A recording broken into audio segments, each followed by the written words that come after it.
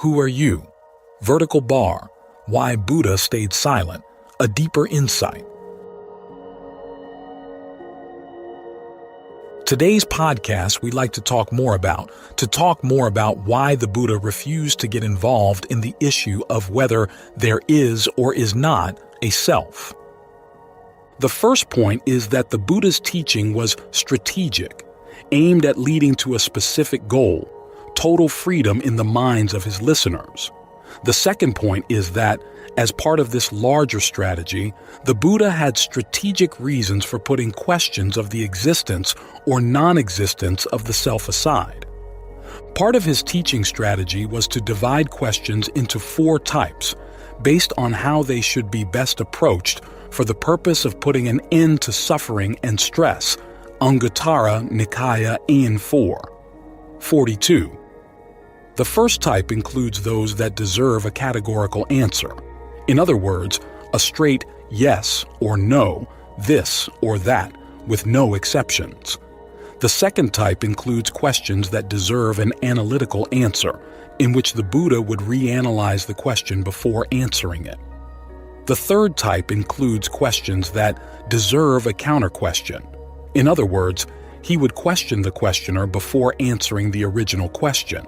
And the fourth type includes questions that deserve to be put aside as useless or even harmful in the quest to put an end to suffering.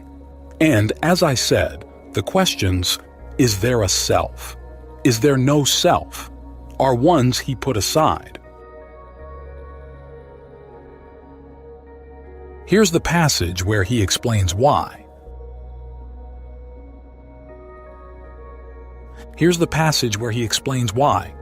Then Vacchagotta, the wanderer, went to the Blessed One and, on arrival, exchanged courteous greetings with him. After an exchange of friendly greetings and courtesies, he sat down to one side. As he was sitting there, he asked the Blessed One, "Now then, Master Gautama, is there a self?" When this was said, the Blessed One was silent. "Then is there no self?" The second time the Blessed One was silent. Then Vacchagotta the wanderer got up from his seat and left. Then not long after Vacchagotta the wanderer had left, Venerable Ananda said to the Blessed One, "Why, Lord, did the Blessed One not answer when asked a question by Vacchagotta the wanderer?" And here's the Buddha's response. "Ananda, if I, being asked by Vacchagotta the wanderer, if there is a self, were to answer that there is a self, that would be conforming with those Brahmins and contemplatives who are exponents of eternalism, the view that there is an eternal, unchanging soul. If I, being asked by Vacchagotta the wanderer, if there is no self, were to answer that there is no self, that would be conforming with those Brahmins and contemplatives who are exponents of annihilationism, the view that death is the annihilation of the self. If I, being asked by Vacchagotta the wanderer if there is a self, were to answer that there is a self, would that be in keeping with the arising of knowledge that all phenomena are not self?" And Venerable Ananda said, "No, Lord." Then the Buddha said, "And if I, being asked by Vacchagotta the wanderer if there is no self, were to answer that there is no self, the bewildered Vacchagotta would become even more bewildered. Does the self that I used to have now not exist?" Anguttara Nikaya 44.10. Most popular misinterpretations of Buddha's not-self teaching. Notice that only one of the Buddha's reasons for putting these questions aside concerns the person asking them. Vacchagotta would be bewildered by the answer.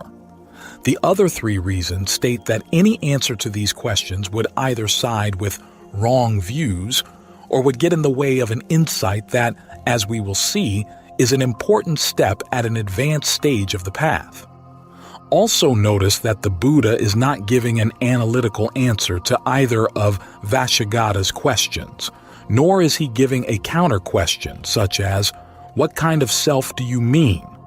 This rules out the idea that the not-self teaching is aimed at negating specific ideas of self. In other words, that the answer would depend on what you mean by self. However, most popular misinterpretations of the not-self teaching give just this kind of answer to these questions. In other words, it depends on what kind of self we're talking about. Certain types of self exist, whereas other types don't. What this means is that these misinterpretations say that the Buddha didn't answer Vacchagotta's categorical question because it required an analytical answer. But as we have seen, the Buddha knew how to give analytical answers to categorical questions whenever he needed to, and he had his reasons for putting these questions on the existence or non-existence of the self aside. But because these popular misinterpretations are so pervasive, it's important that we look at them in some detail to see why they are misinterpretations, how they misunderstand the Buddha's approach and place obstacles in the path. Otherwise, it's all too easy for us to fall into these misunderstandings ourselves. First misunderstanding. One misinterpretation is that the Buddha's not-self teaching is aimed specifically at negating the view of self proposed in the Brahmanical Upanishads, that the self is permanent, cosmic, and identical with God. But the Buddha is not negating the fact that we each have an individual self. In other words, he's saying, yes, you have an individual self, but no, you don't have a cosmic God self. The second misinterpretation is the exact opposite. The Buddha is negating the idea that you have a small, separate self, but he's affirming the existence of a large, interconnected, cosmic self. In other words, he's saying, yes, you do have a connected self, but no, you don't have a separate self. The third misinterpretation. Similar to the first, but it introduces the idea that a self, to be a true self, has to be permanent.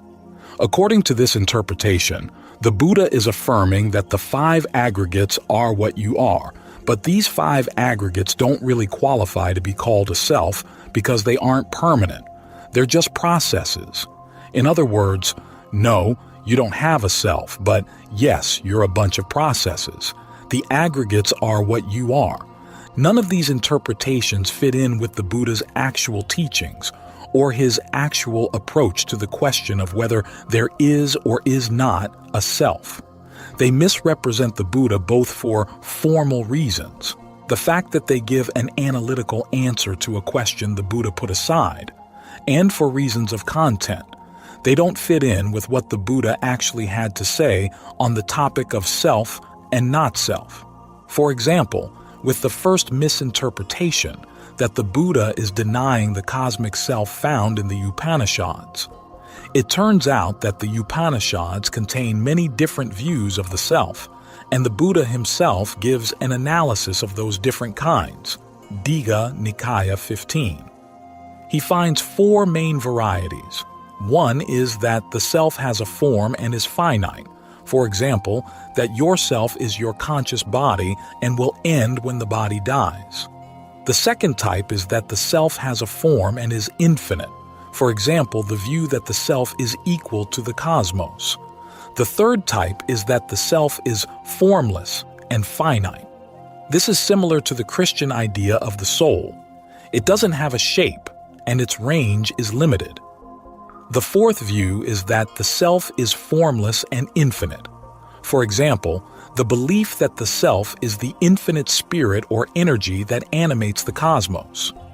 The Buddha says that each of these 4 varieties of self-theory comes in 3 different modes as to when and how the self is that way. One is that the self already is that way. Another is that the self naturally changes to be that way. For example, when you fall asleep or when you die. The third is that the self is changeable through the will. In other words, through meditation and other practices, you can change the nature of yourself, for example, from being finite to being infinite. Multiply the 4 varieties of self by their 3 modes, and you have 12 types of theories about the self. All of these theories the Buddha rejects. He doesn't agree with any of them because they all involve clinging, which is something you have to comprehend and let go. This means that his not-self teaching is not just negating specific types of self, such as a cosmic self, a permanent self, or an ordinary individual self. It negates every imaginable way of defining the self. As for the second misinterpretation, that the Buddha is actually affirming the cosmic or interconnected self, the evidence I've already given you shows that that cannot be the case. There is also a passage in the canon where he says specifically that the idea of a cosmic self is especially foolish. Majjhima Nikaya AN 22, Alagadupama Sutta, the water snake simile. His argument is this: if there is a self, there must be what belongs to a self. If your self is cosmic, then the whole cosmos must belong to you. But does it? No. Does it lie under your control? No. Therefore, it doesn't deserve to be called yours. As for the third misinterpretation, that the 5 aggregates aren't a self because they aren't permanent, but nevertheless the 5 aggregates are what you are, the Buddha says repeatedly that it's not fitting to identify the aggregates as what I am. Majjhima Nikaya 109, Mahapurnama Sutta, the Great Full Moon Night. As we will see later, he explains the 5 aggregates as the raw material from which you create your sense of self, but that it's not skillful to think that they constitute what you are. Why Buddha stayed silent, a deeper insight.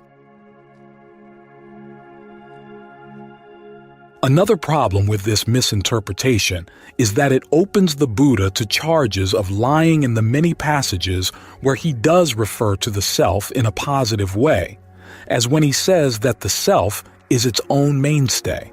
If there really is no self at all, why does he talk about it as if it exists? To get around this problem, the interpretation introduces the distinction between 2 levels of truth, conventional and ultimate.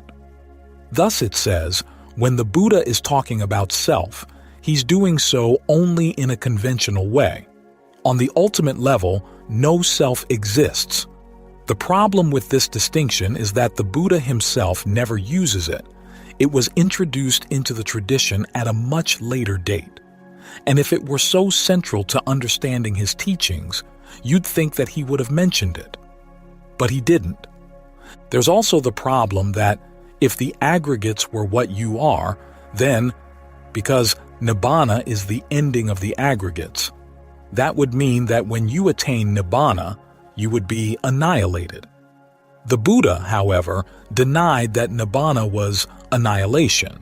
At the same time, what good would be the end of suffering if it meant total annihilation? Only people who hate themselves or hate all experience would go for it. And as for the idea that only a permanent identity deserves to be called a self, it's not the case that the Buddha would tell you to create a sense of self around the experience of something unchanging or permanent. As we will see, at an advanced level of the practice, he tells you to develop the perception of not self even for the phenomenon of the deathless, which is something that doesn't change. Majjhima Nikaya 117, Mahakattarisaka Sutta, the Great 40. The problem with the act of self-identification is not just that it's mistakenly focused on impermanent objects when it should be focused on permanent objects. It ultimately shouldn't be focused on anything at all because it always involves clinging, regardless of what it's focused on, and clinging involves suffering and stress. The whole point of the Buddha's teaching is to put an end to suffering and stress. So when the Buddha refused to answer Vacchagotta's questions, it wasn't because he had an analytical answer in mind that he couldn't explain to Vacchagotta, but would perhaps explain to others. It was because, in order to avoid getting involved with issues that get in the way of putting an end to suffering, these questions deserve to be put aside no matter who asks them. In fact, there's another sutta passage that makes precisely this point. No matter who you are, if you try to answer the question, "Do I exist?" or "Do I not exist?" or "What am I?" you get entangled in views like, "I have a self," or "I have no self," which the Buddha calls a thicket of views, a wilderness of views. The image is clear. If you're entangled in a thicket or a wilderness, you've wandered far from the path and will have trouble getting back on course.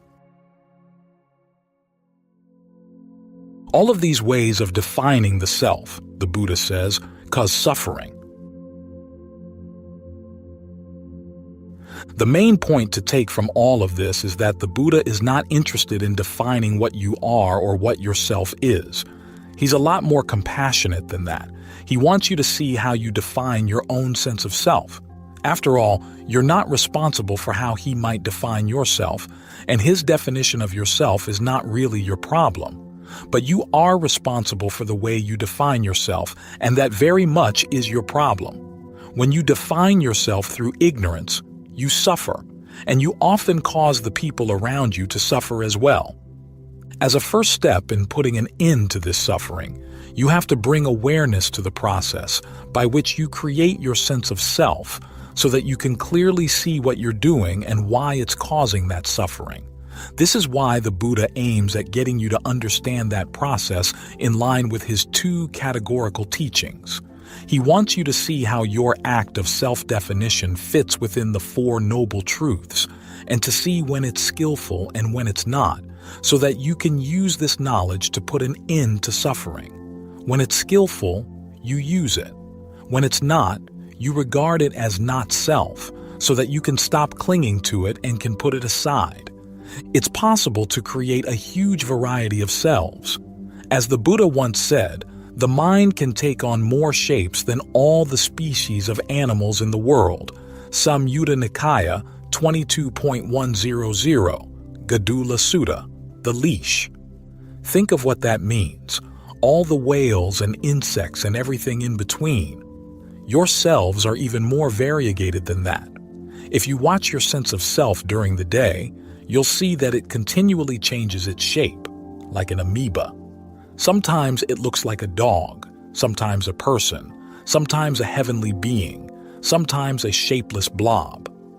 However, all of these ways of creating a self can be analyzed down to the 5 aggregates: form, feeling, perception, fabrication, and consciousness. The Buddha doesn't say that these aggregates are what your self is. They're simply the raw materials from which you create your sense of self. As he notes, you can create 4 different kinds of self out of each of these aggregates. Take the form of the body as an example.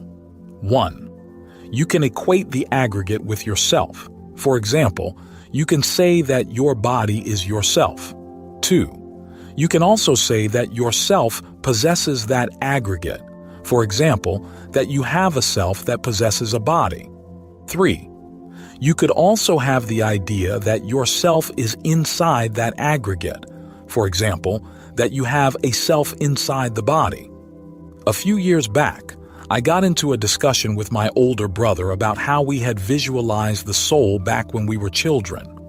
We both imagined that it was something inside the body, but we had different ideas about what it looked like. Mine was less imaginative. Because the English word soul sounds like sole, the bottom of your shoe, I thought my soul looked like a glowing piece of leather in a dark space. However, my brother was more imaginative. His soul looked like a rusty can with an iron rod stuck in it. Where he got that image, I have no idea. At any rate, those are examples of a self conceived of as being inside the body. The third way you could define a soul around the aggregate of form. 4. The fourth way that you can create a sense of self around an aggregate is to say that the aggregate lies inside yourself. For example, you have a cosmic self that encompasses your body, that is larger than your body, and your body moves around within that vast self. All of these ways of defining the self, the Buddha says, cause suffering. This is why he advises you ultimately to put them all aside. But some of them do have their uses on the path, which is why he has you develop them in a skillful way before you drop them.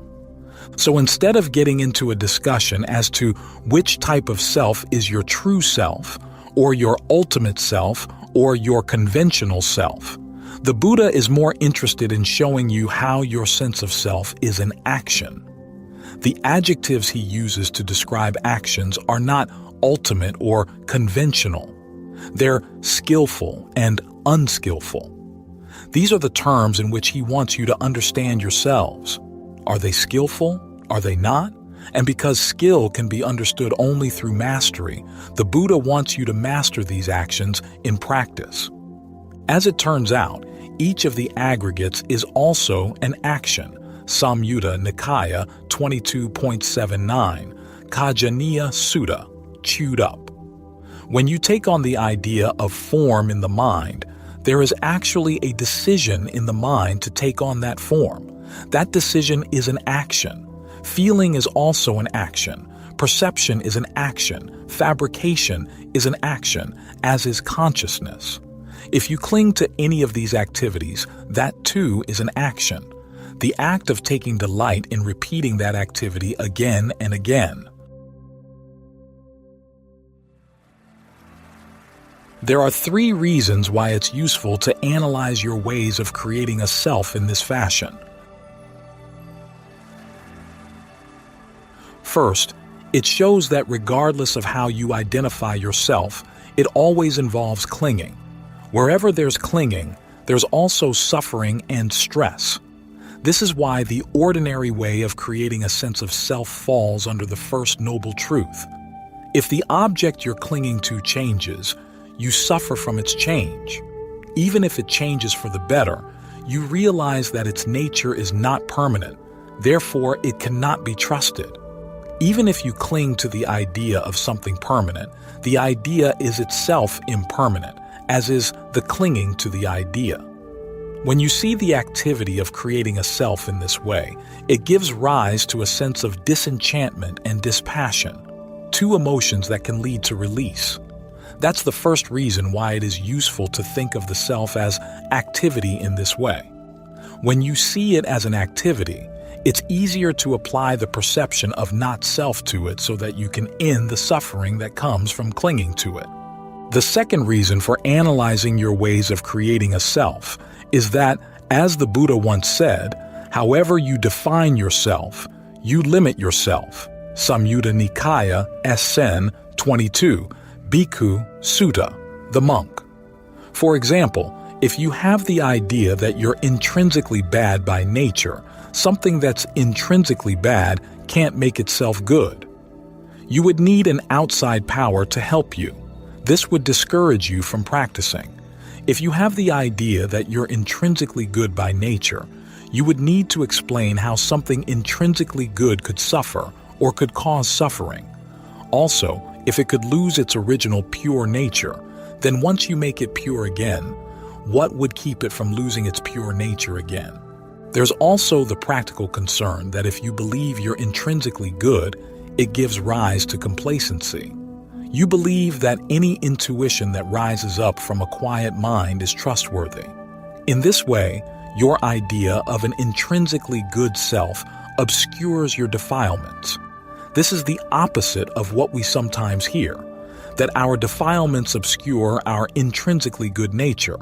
But if you believe your nature is intrinsically good, then when defilements arise in the quiet mind and you identify them as the wisdom of your innate nature manifesting itself, your belief in your intrinsic goodness has blinded you to what's actually going on.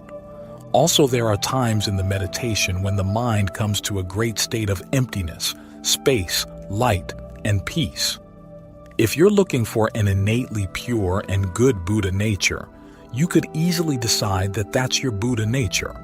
However, the Buddha advises that even a great state like that should be analyzed to see where there is still some inconstancy and stress. In other words, to see that state of concentration as the result of actions and not as an innate state. Otherwise, again, you get complacent.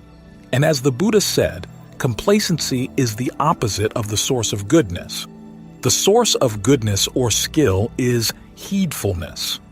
You also place limitations on yourself if you hold to the idea that you have no self. How could you function? How could you insist that people treat you fairly? What motivation would you have to avoid unskillful actions and to develop the skills of the path? Even the idea of a cosmic self has its limitations. It prevents you from seeing how you're actually functioning in the world and how you're creating suffering through your I-making and my-making in the present moment. It also provides you with excuses for your unskillful feelings. Whatever arises in the mind is simply the cosmos acting through you, and you take no personal responsibility for it. I once heard of a woman on a retreat who discovered a strong desire for a man sitting in front of her, so strong that she couldn't stay in the same room. So she went back to meditate in her dormitory room, and there she had a realization that this was not just her own desire, but it was the force of cosmic desire manifesting through her, and that she should just allow it to happen. When you believe something like that, it's impossible to practice. As long as you don't see that these things have their causes in your individual mind, you'll never be able to put an end to them.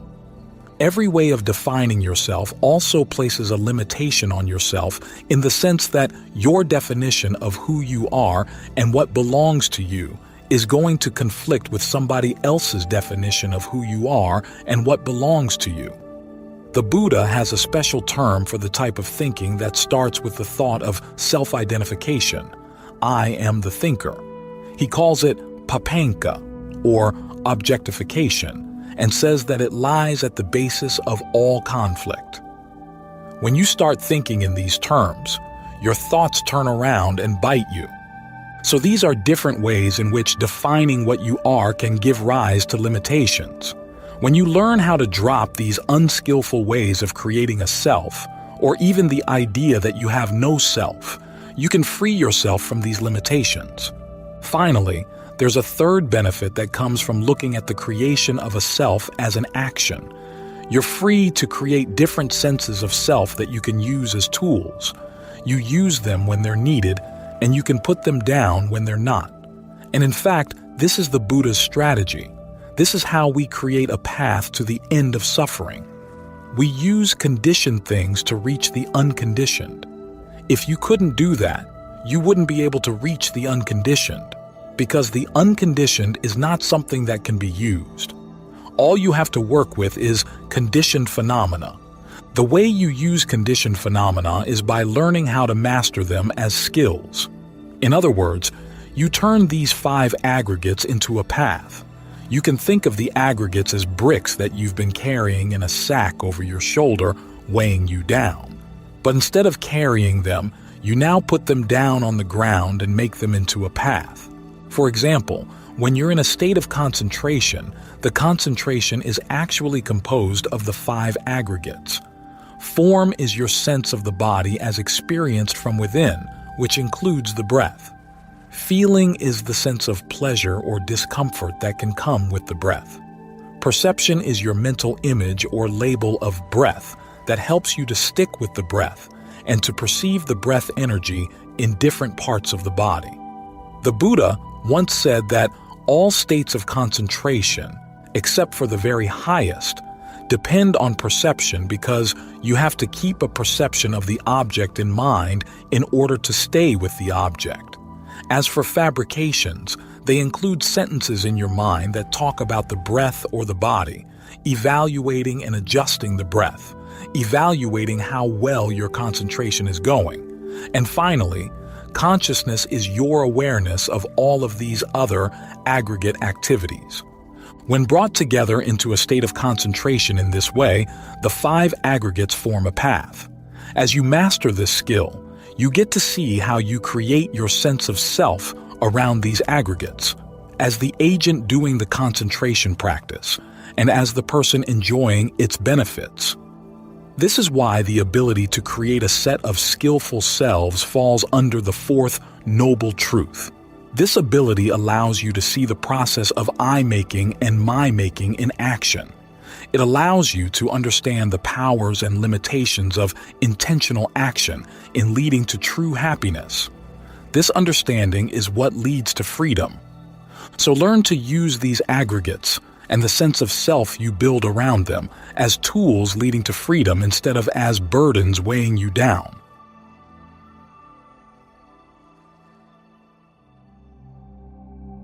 Story: The Once and Future King. There's a story that illustrates this principle in T.H. White's retelling of the King Arthur legend, The Once and Future King. In this version of the story, when Arthur is a young boy, Merlin, the magician, turns him into different kinds of animals to teach him the lessons that can be learned from animals. In the final transformation, young Arthur is turned into a badger and goes down to visit an old badger in his burrow.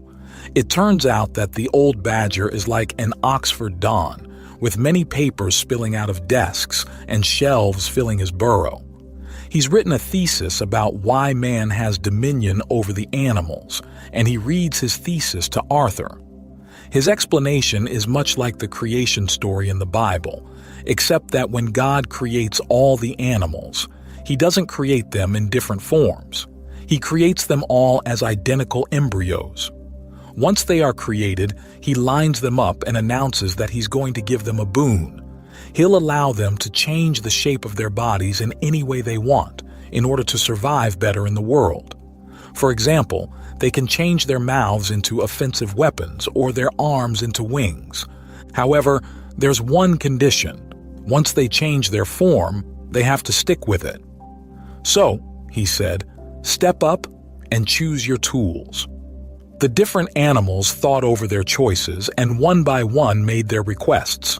The badgers, being very practical, asked to change their hands into garden forks, their teeth into razors, and their skin into shields. Some of the animals made choices that were very bizarre. For example, a toad who was going to live in the Australian desert asked to swap its entire body for blotting paper to soak up the water from the seasonal rains and store it for the rest of the year. At the end of the 6th day, there remained only one animal who had not changed its body parts for tools. That was man. So God asked man, "Well, our little man, you have thought over your choice for 2 days now. Obviously, you have made a wise choice. What is it?" And the little man said, "If it pleases you, I don't want to change any parts of my body for tools. I simply ask for the ability to make tools. For example, if I want to swim, I will make a boat. If I want to fly, I will make a flying boat." God was pleased. He said, "Well done. You have guessed our riddle. I will put you in charge of all of the other animals. They have limited themselves, but you have not limited yourself. You will always have many potentials." When you understand both self and not self as activities in this way. If we take away the theological elements of this story, we can draw a useful lesson from it about our ideas of self. If we create a fixed view of who or what we are, we limit ourselves. We keep on creating suffering and stress. But if we see that we can create many senses of self and can learn to use them as tools, we'll be in charge of our happiness. We can use these tools to bring suffering and stress to an end. As with any tools, we have to learn how to use them well, and part of using them well is learning how and when to put them down. Otherwise, they get in the way of what we're trying to do. If we carry them around all the time, they weigh us down for no purpose at all. This is where the teaching on not self comes in. It, too, is an activity, a strategic activity, that has to be mastered as a skill, knowing how to put down a particular sense of self when it's no longer skillful, and ultimately when your selves have taken you as far as they can, knowing how to let go of them all. When you understand both self and not self as activities in this way, it's easy to see how the Buddha's teachings on this topic are answers to his basic question for fostering discernment. What, when I do it, will lead to long-term welfare and happiness? When, through practice, you've learned how to use perceptions of self and not self in a skillful way, you'll know for yourself that these skills are a very effective answer to that question. So that's the message for today's podcast episode.